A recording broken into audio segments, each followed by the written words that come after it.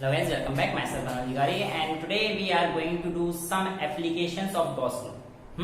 Gauss law हमने पिछले lecture में देखा था क्या कहता है, तो आज हम लोग उसकी एप्लीकेशंस, उसके बारे में थोड़ा बहुत न्यूमेरिकल्स भी कर लेंगे डन, कोई दिक्कत नहीं, ठीक है। तो बेटा आज का जो टॉपिक है ना, कुछ कुछ जाना पहचाना रहने वाला है। आपने इस टॉपिक को कहीं ना कहीं कॉन्टिन्यूअस चार्ज डिस्ट्रीब्यूशन में ही पढ़ा था। यस। तो सबसे पहले आज क्या करना है, आप लोगों ने कैलकुलेट करना है कि कैलकुलेट कीजिए, आपसे क्वेश्चन में दे देगा calculate the electric field due to infinitely long charged wire, charge या थिन चार्ज वायर, कोई दिक्कत नहीं है ना, चार्ज वायर, और बस ये है। हाँ बस दे दिया, बताइए क्या होगा। तो हमें क्या पता, आप ही बताओ, हम ही बता देते हैं। देखिए बेटा, ये मेरे पास infinitely long thin charge wire है, मैं plus plus plus plus plus plus plus plus plus मान लेता हूं। ये माइनस, ये सबसे पहले दिख गया होगा सर, एक माइनस लग गया, मुझे पता, ठीक है। अब बेटा देखो क्या मानूंगा मैं, याद है लीनियर चार्ज डेंसिटी लैम्डा, कुछ याद आ रहा है? हाँ कुछ याद आ रहा है। तो बेटा तो चार्ज, नेट चार्ज का क्यू, वो क्या होता था, length into linear charge density. तो हम लोग लिख देते हैं यहां पे, let the linear charge density of wire, of a thin long wire is lambda। अब बेटा आपको क्या करना पड़ेगा कि बेटा हमने वहां पे तो हमने पूरा एक एलिमेंट लिया था, क्रॉस इंटीग्रेशन किया था, वो सब किया था, है ना। यहां पर आपको चतुराई से काम लेना है, मतलब सब चतुराई से काम हो जाएगा। हाँ बिल्कुल हो जाएगा। देखिए डायरेक्शन ऑफ इलेक्ट्रिक फील्ड ये है, आप इसके आसपास एक सिलेंड्रिकल गॉसियन सरफेस मान, कैसा मान लीजिए, सिलेंड्रिकल गॉसियन सरफेस। अभी गॉसियन सरफेस बताया था ना कि ऐसी इमेजिनरी रिप्रेजेंटेशन जो हम लोगों को इलेक्ट्रिक फील्ड निकालने में मदद करेगी। तो ये सिलेंड्रिकल गॉसियन सरफेस आप लोगों ने एज्यूम कर ली। अच्छा इसकी लेंथ एल है, लेंथ तो होगी ना, लिख दो इसके आगे ऑफ लेंथ एल, है ना। अब हाँ ये बहुत इंपॉर्टेंट है, इतना लिख दूंगा तो आप तो पुराने वाले से कर दोगे। ये तो भाई मैं भूल गया था आपसे, यूजिंग गॉसियस साहब की थ्योरम। अगर पेपर में ये देता है तो आप वर्जित है इस मेथड से करेंगे। यहां तक दिया है तो यार आप कॉन्टिन्यूअस चार्ज डिस्ट्रीब्यूशन वाले से भी कर सकते हो, बिल्कुल कर सकते हो, मना नहीं है ना, ऐसे कोई नंबर नहीं काटेगा, पर ये लिखा है तो फिर ये करना पड़ेगा, है ना।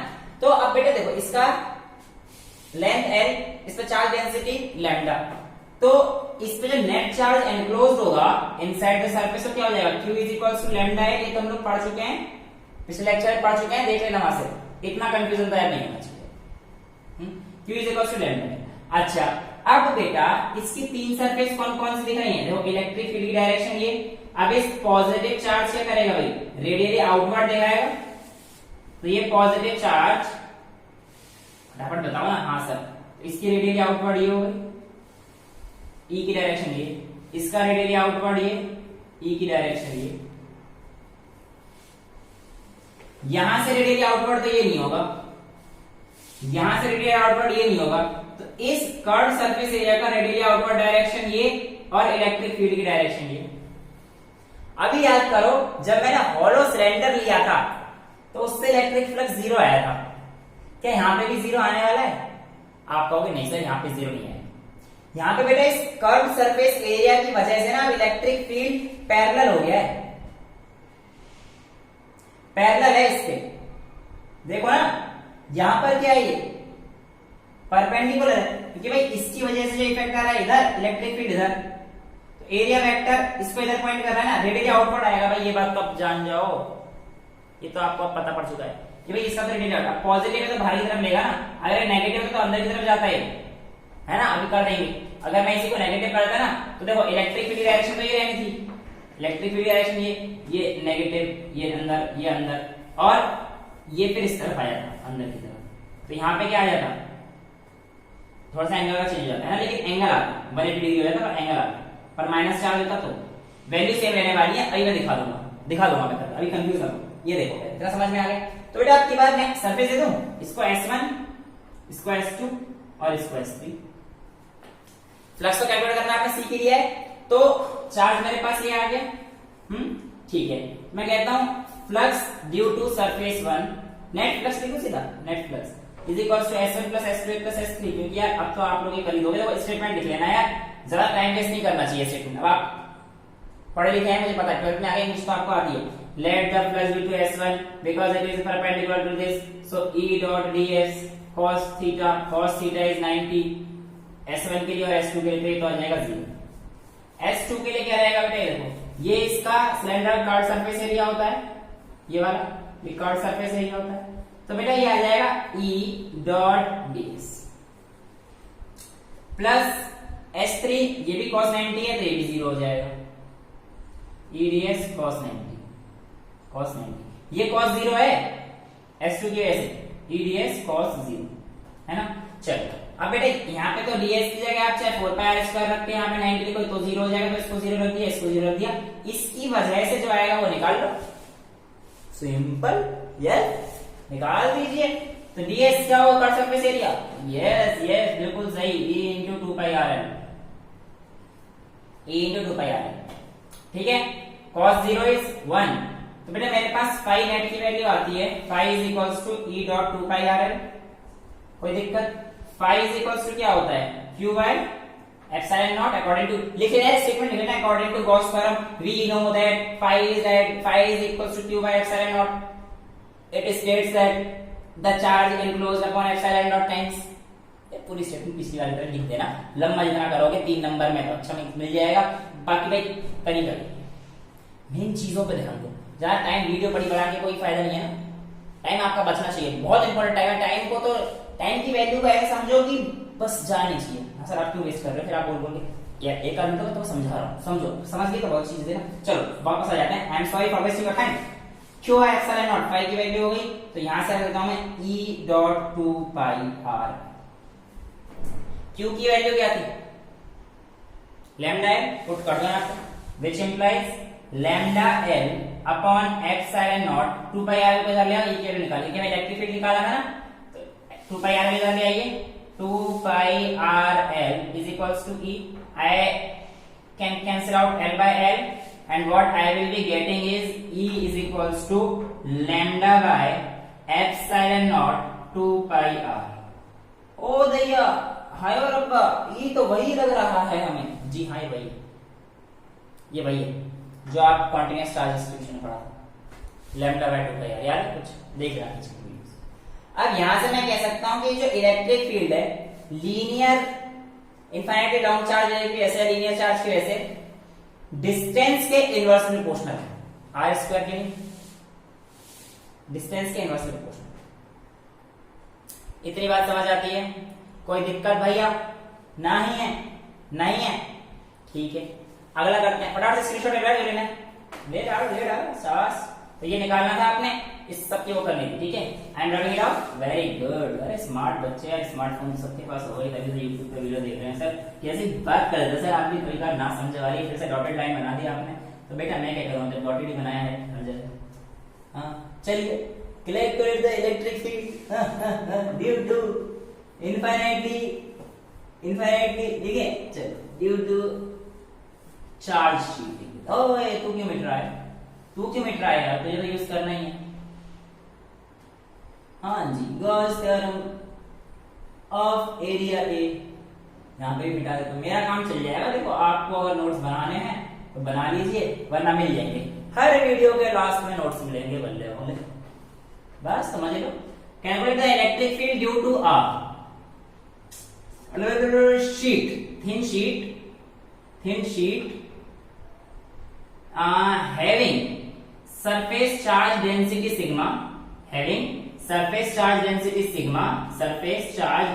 sigma, एंड एरिया ए, ठीक है ना, ये लिख भी रखा है, surface charge density sigma of area A by using Gauss theorem,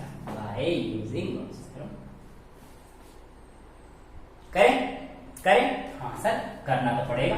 देखो बेटा, मान लीजिए ये आपके पास क्या है, एक थिन शीट है, पतली सी शीट है, इसके ऊपर मेरे पास plus plus plus plus plus plus plus plus plus plus plus plus plus plus plus plus. अच्छा सर, आपने कहा था उस समय माइनस में कोई चेंज नहीं होगा। हाँ, वो समझाता हूं। देखो बेटा, देखो क्या चेंज होगा बताओ। ये माइनस की तरफ आ गया है ना, अब इसकी वजह से जो आएगा मेरे पास, तो ये इलेक्ट्रिक फील्ड किस तरफ आएगा, बाहर की तरफ। चाहे ऐसे कर लो यार, अंदर की तरफ लेके आ जाओ, वैसे ये इसके अंदर का मतलब रिप्रेजेंटेशन मान रहा हूं मैं। अब इलेक्ट्रिक फील्ड इस तरफ है ना, गॉसियन सरफेस तो हमारे पास ये थी, है ना, तो ये इस तरफ था, ये इस तरफ था, ये 90 डिग्री बन गया, ये इस तरफ था इलेक्ट्रिक 90 डिग्री बन गया। अब ये Q भी तो माइनस का आ जाएगा ना वहां पे, minus Q is equals to lambda L आएगा, है ना, तो Q की जगह भी तो हमारे पास माइनस आएगा। अच्छा, इसका लूंगा तो देखो नेगेटिव चार्ज खींचता है आपकी तरफ, तो ये इस तरफ आएगा, नेगेटिव चार्ज की तरफ जाता है, याद करो इलेक्ट्रिक फील्ड लाइंस की प्रॉपर्टी यार, नेगेटिव चार्ज की तरफ जाता है, पॉजिटिव चार्ज से जाता है, पॉजिटिव चार्ज दूर जाता है, नेगेटिव चार्ज की तरफ आता है ना। तो बेटा ये इलेक्ट्रिक फील्ड लाइंस इस तरफ थी, अब इन दोनों के बीच में एंगल कितना बन गया, 180 cos 180 माइनस 1, तो माइनस E डॉट ds करते तो कितना आता, 2 pi r l dot E is equals to Q by epsilon naught आया था, तो माइनस लैम्डा एल आ जाता है यहाँ पे, है ना, तो माइनस लैम्डा एल, तो L से L कट जाता, तो माइनस से माइनस ही तो गया, फिर भी कोई अंतर आता नहीं, आता ना। E is equals to lambda by epsilon naught 2 pi r, वही वैल्यू आनी है, माइनस प्लस से कोई दिक्कत नहीं आएगा। आप ये मत समझना कि सारी किताबों में प्लस प्लस है, हमें तो आसान चीज पढ़ाई जाती है, माइनस से करके दिखाओ, माइनस से कर लो यार, करके दिखा तो दिया, कोई वैल्यू में फर्क नहीं आना ना, बिल्कुल नहीं आएगा बच्चा, करके दिखा दिया, एक का तुम ट्राई कर लेना, मतलब ही नहीं भाई, थ्योरम प्रूफ हो चुकी तो यार हम कहां से चेंज करने वाले कौन होते हैं यार, है ना। फिर भी जुझारू और इच्छुक बच्चे होते हैं, उनके लिए तो किसी चीज की मनाही नहीं है। आप टॉपिक पे आते हैं, ये इनफाइनाइट शीट है। अब बेटा इसके ऊपर गॉसियन सरफेस कैसी माने, ऐसी सर एक और प्लेन बना दें, काम चलेगा। मैंने क्या कहा था, by clever choice of Gaussian surface you can calculate the electric field, yes you need to be clever, ठीक है। अब देखो हम क्लेवर बनते हैं, इस के दो पार्ट है, देखो एक तुम्हारी तरफ आ रहा है, एक मेरे को यहां से दिख रहा है, ये हाँ हो रहा, दिख रहा है, अभी नहीं दिख रहा, और देखिए वो रहा इसके पीछे दिख रहा है, मेरे को दिख रहा है, तुम्हें नहीं दिखेगा, मेरे को दिख रहा है। हाँ, तो बेटा इस पार्ट की वजह से जो तुम्हारी तरफ आ रहा है उसका मैं इमेजिनरी सिलेंडर मान लेता हूं ये, और ये जो मुझे दिख रहा है इसके पीछे वाला, इसका ये रहा, आप कहाँ गया, आजा भाई, हाँ दिख ऐसे एक्टिंग करवा लो, कितनी बेकार है ना। देखो समझ गए हैं, एक इस तरफ पॉइंट कर रहा है, एक इस तरफ पॉइंट कर रहा है, यानी कि मेरे पास ऐसे समझो ना यार, बड़ा सिंपल सा है। सर मेरा दूसरा मार्कर मिलेगा मेरे को, सर दूसरा मार्कर दे दो। ये देखो बेटा, ये ऐसे है, infinitely thin sheet, plane sheet, ये सिलेंडर मैंने गॉसियन सरफेस वाला आपकी तरफ कर दिया,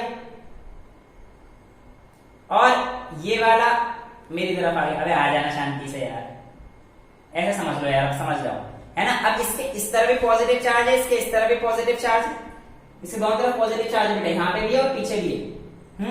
तो इसकी वजह से जो फील्ड जाएगी वो इस तरफ जाएगी, इसकी वजह से जो फील्ड जाएगी वो इस तरफ जाएगी, इलेक्ट्रिक फील्ड ये, और पॉजिटिव चार्ज जो हमारे पास जाएगा वो इस तरफ जाएगा। तो बेटा दोनों की डायरेक्शन क्या हो जाएगी, cos 0। अच्छा, इसकी वजह से इस तरफ जाएगी, तो इसका मतलब इलेक्ट्रिक फील्ड इस तरफ जा रही है और ये इस तरफ जा रहा है, अपोजिट हो गया ये तो 180 डिग्री। नहीं, ये गलती मत करना बेटा, शीट के दोनों तरफ चार्ज है, इसकी वजह से फील्ड इस तरफ जा रहा है और एरिया वेक्टर का डायरेक्शन भी इसी तरफ है, इसकी वजह से फील्ड इस तरफ जा रहा है और एरिया वेक्टर का डायरेक्शन रेडियली आउटवर्ड। देख लो ना, ऐसे घूम के मैं इधर से देखूंगा, अच्छा ये भी आउटवर्ड है और इधर का आउटवर्ड इधर होगा, इधर का आउटवर्ड इधर होगा ना, तो फील्ड भी इधर होगा, तो दोनों तरफ cos 0 डिग्री बन रहा है, 180 नहीं बना। इसकी वजह से फील्ड होगा ना स्पेस की वजह से, ये रहा, और इसकी वजह से दोनों केस से होगा, इसलिए ये गलती मत कर देना यार। 0 लिखाते हैं बच्चे, समझ में नहीं आता बच्चों के, पता नहीं क्यों।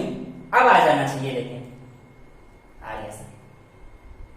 ये और ये दोनों इस पे भी चाड़े तो ये इधर की तरफ देगा ना, इसकी फील्ड लाइन इधर जाएंगे, इसकी फील्ड इधर आएंगे।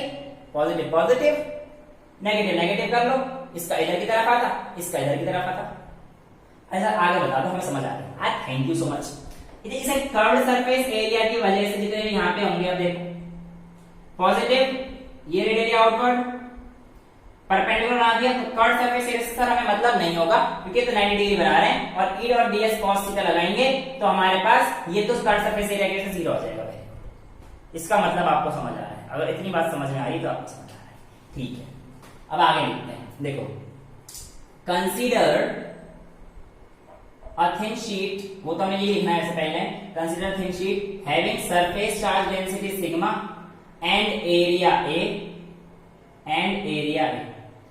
Draw a cylindrical Gaussian surface, वहां पे लिख रहे हैं draw cylindrical, पिछले वाले में यार देखो तुम खुद लिख लेना, कोई दिक्कत नहीं है। Draw a cylindrical Gaussian surface लिख देना।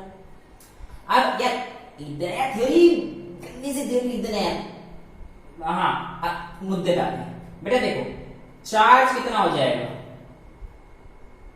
इसकी सरफेस चार्ज डेंसिटी इनटू इसका एरिया, वही तो चार्ज होगा। अगर इस स्मॉल से इसका निकालता हूं मैं तो इसका चार्ज इनटू इसका एरिया, चार्ज डेंसिटी इनटू इसका एरिया, तो पूरा कितना आ जाएगा, पूरे का चार्ज डेंसिटी इनटू पूरे का एरिया, तो Q is equal to sigma A आ जाएगा, आ जाएगा। कोई दिक्कत नहीं सर, कोई दिक्कत नहीं, ठीक है। अब हम लोगों को ये तो पता है, नेट फ्लक्स निकालने के लिए क्या करने वाले हैं हम लोग, बता दो बेटा। यहीं से इसका तो 0 हो गया, फिर से लिख दो S1 S2 S3 S1 S2, चलो लिख लो S3। ऐसा ही इधर भी होगा यार, क्योंकि इलेक्ट्रिक फील्ड इस तरफ है और पॉजिटिव का इस तरफ, इससे रेडियल फील्ड आउटवर्ड जा रहा है, यहाँ तो 90 डिग्री मान लो, चाहे ऐसे मान लो कैसे मान लो, 90 डिग्री आएगा। तो नेट फ्लक्स इसकी वजह से आएगा S1 और S3 की वजह से, S1 plus S2 plus S3, S2 की वजह से 90 डिग्री 0, S1 की वजह से cos 0 ही आएगा, ध्यान रखना, क्योंकि इलेक्ट्रिक फील्ड की डायरेक्शन इस फेस की वजह से इसी तरफ हो जाएगी और एरिया इलेक्ट्रिक इसी डायरेक्शन में, तो S1 भी E ds cos 0 plus E ds cos 0। अब मैं ds cos 0 को A लिख देता हूं पूरा, EA प्लस EA, ये तो 90 हो गया तो 0 खत्म। तो मेरे पास नेट फ्लक्स कितना आ जाएगा, Q times epsilon naught is equals to ये 2EA 2EA। कोई दिक्कत नहीं सर। Q की वैल्यू क्या निकाली हमने, सिग्मा ए, तो पुट कर दो sigma A from equation first and second डाल देना यार। अब ये तो यार बच्चों वाले काम है, देखो स्टेप्स लिखा तुम्हारे ऊपर है, मैं तुम्हें बिल्कुल मेथड ऐसे सिखा दूंगा कि तुम मेथड नहीं बोलोगे, मैं अपनी कोशिश करूंगा। देखो मैं गारंटी तो किसी चीज की नहीं ले सकता है ना, कल अपनी गारंटी नहीं मिली मैं रहूंगा ना रहूंगा, पर कोशिश जरूर करूंगी, आपको समझ में आया। खैर फटाफट से मुद्दे पे आते, तो ये सिग्मा ए हो गया, sigma A upon epsilon naught is equals to 2EA। A से काट दो भाई साहब जी का, ये हमें निकालना है तो निकाल दीजिए। इलेक्ट्रिक फील्ड कितना आ जाएगा, सिग्मा अपॉन 2 एप्सिलॉन नॉट। बिल्कुल सर, ये तो वही आ रहा है, हाँ जी वही। इस बात से क्या पता पड़ता है कि शीट की वजह से रेडियस का कोई फर्क नहीं पड़ेगा, it does not depend on the radius of Gaussian surface of a cylinder, नहीं करना। अच्छा सिलेंडर का रेडियस आप लेना है ना, ड्रॉ सिलेंडर का सरफेस ऑफ रेडियस, हाँ ये ध्यान से लेना, 2R लेना कि बेटा R तो इसके सेंटर से यहाँ का इस वाले का होगा और R इसका होगा, समझ रहे हो ना, दो सिलेंडर। आती है बात समझ, कोई दिक्कत इसको करने में नहीं है। थोड़ा सा न्यूमेरिकल करा दो, कॉन्सेप्ट क्लियर हो जाएंगे और मिलता भी है जनरली आपके स्कूलों में भी और जगह जगह पे, कई बार कॉम्पिटिशन में भी पूछ ही लेते हैं अगर मन कर गया तो, है ना। पर है आसान सा, दिमाग वाला है और आपके पास दिमाग तो बहुत भरपूर है ना। वही तो नहीं है सर मेरे पास नहीं है, आप लोगों के पास तो है, मेरे पास तो नहीं। थोड़ा सा ये इतना सा है यार। चलो ये देखो, मैं कहता हूं आपके पास बेटा दो या आम तो बड़ी मुश्किल से बनता है, इससे सिलेंडर क्या ही बनेगा। ये देखो, हाँ ये मैं कहता हूं कि मेरे पास सिग्मा 1, इसकी सरफेस चार्ज डेंसिटी कितनी है इस प्लेट की, सिग्मा 1, और इस वाले प्लेट की कितनी मान लेता हूं मैं, सिग्मा 2। दोनों का भी प्लस चार्ज देता हूं, ठीक है, दोनों को मैंने प्लस चार्ज दिया।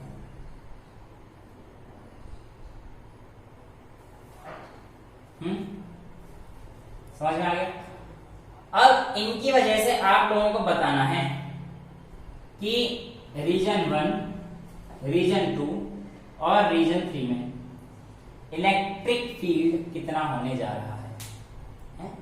ऐसा भी कुछ होगा। हाँ देखो बेटा, एक शीट है, पॉजिटिव चार्ज है, इसकी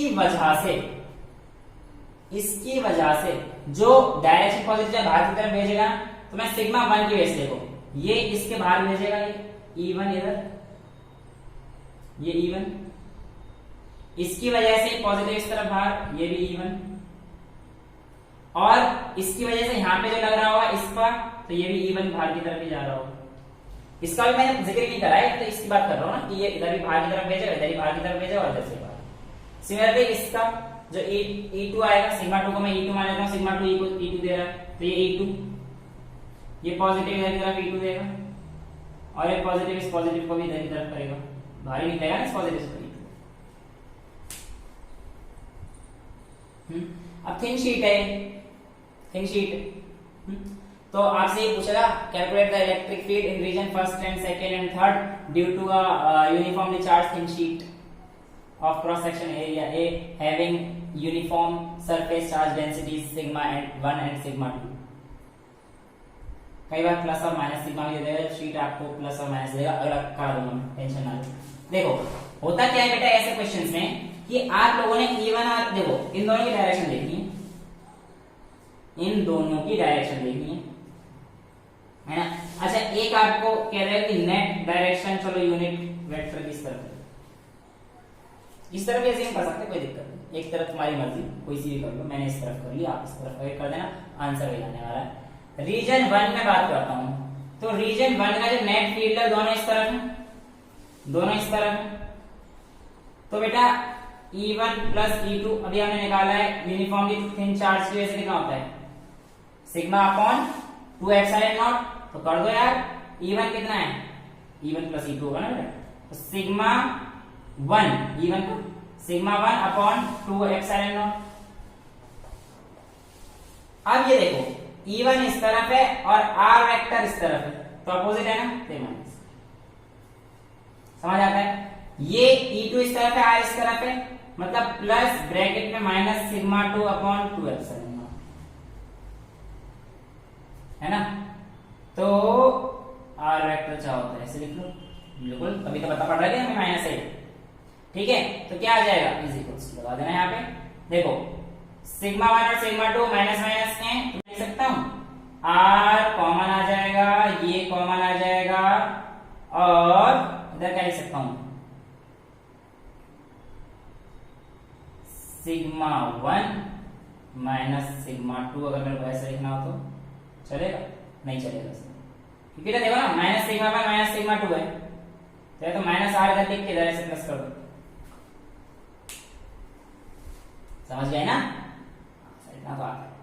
तो ये हमारे पास पहले वाले किया जाए इस फील्ड के लिए, कोई दिक्कत नहीं सर, इसमें तो कोई दिक्कत नहीं आनी भी नहीं चाहिए, बहुत सिंपल है। दूसरा यहाँ पे देखते हैं E1 और E2 की वजह से, देखो बेटा E2 की वजह से इस तरफ और E1 की वजह से इस तरफ, तो E1 की ये रीजन 1 इन रीजन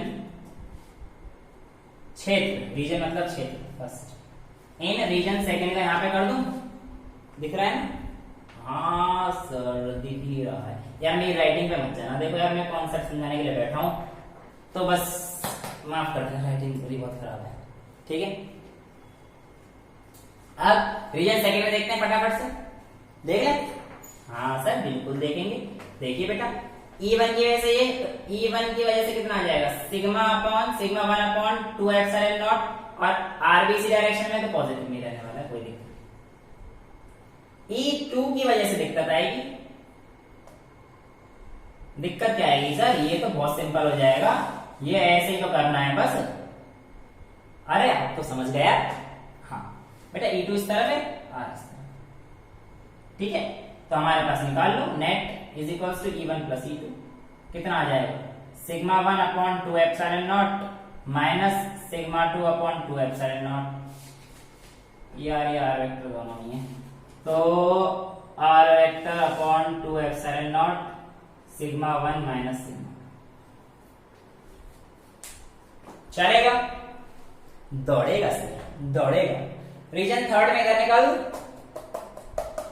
ठीक है निकाल देते हैं थर्ड रीजन में अगर तुम खुद भी निकाल लोगे यार E1 भी इधर है E2 भी इधर है ये भी इधर है तो E1 की वजह से कितना आ जाएगा यार सिग्मा 1 अपॉन 2 एप्सिलॉन नॉट है ना यार इसे लीनियर लाइन चार्ज डेंसिटी समझ के लॉन्ग थिन वायर मत करे ना वो बोलेगा जिसकी वजह से निकालना है अब लॉन्ग थिन वायर तो क्या दिक्कत है lambda upon 2 epsilon naught r डाल देना दिक्कत कहां आ रही है वो भी यही आएगा इसकी जगह सिग्मा की जगह lambda upon 2 epsilon naught r आ जाएगा सिंपल है ना तो बड़ी बात नहीं है मैंने तो शीट दे रखा है ना तो E1 is equal to sigma 1 upon 2 epsilon naught इस तरफ और E2 भी प्लस तो सिग्मा 2 अपॉन 2 एप्सिलॉन नॉट और दोनों में आर वेक्टर तो सिंपल बात क्या आ जाएगी r unit vector 2 epsilon naught common sigma 1 plus sigma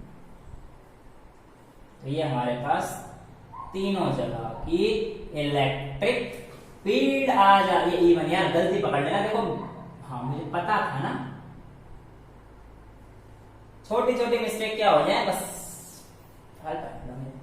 बड़ी मुश्किल से इतना लंबी किए हैं ठीक है इतना समझ में आता है कोई डाउट इसमें आप बेटा आपके ना एक ही चीज बचती है बोर्ड के हिसाब से है ना क्या कि थिन यूनिफॉर्म स्फेरिकल शेल की वजह से इलेक्ट्रिक फील्ड कितना होगा क्या होगा कैसे तो उसको हम लोग लेके आएंगे अगले लेक्चर में कि ये काफी था आज के है ना तो उसमें हम लोग कॉन्सेप्चुअल से ही थोड़ा सा ध्यान देंगे मतलब 8-10 में ऐसे पॉइंट बताऊंगा जो आप लोगों को शायद अचंभित भी कर दे कुछ भी कर दे मतलब ना भी करे तो भी करना पर कॉन्सेप्चुअल होंगे जो एक नंबर बोर्ड से पूछे जा सकते ठीक है लेक्चर समझ में आया मजा आया ऐसी मजे से पढ़ते रहना प्रेशर से नहीं पढ़ना आराम से समझते रहना जो भी डाउट्स हैं कमेंट बॉक्स में मेंशन कर देना till then bye bye take care thank you so much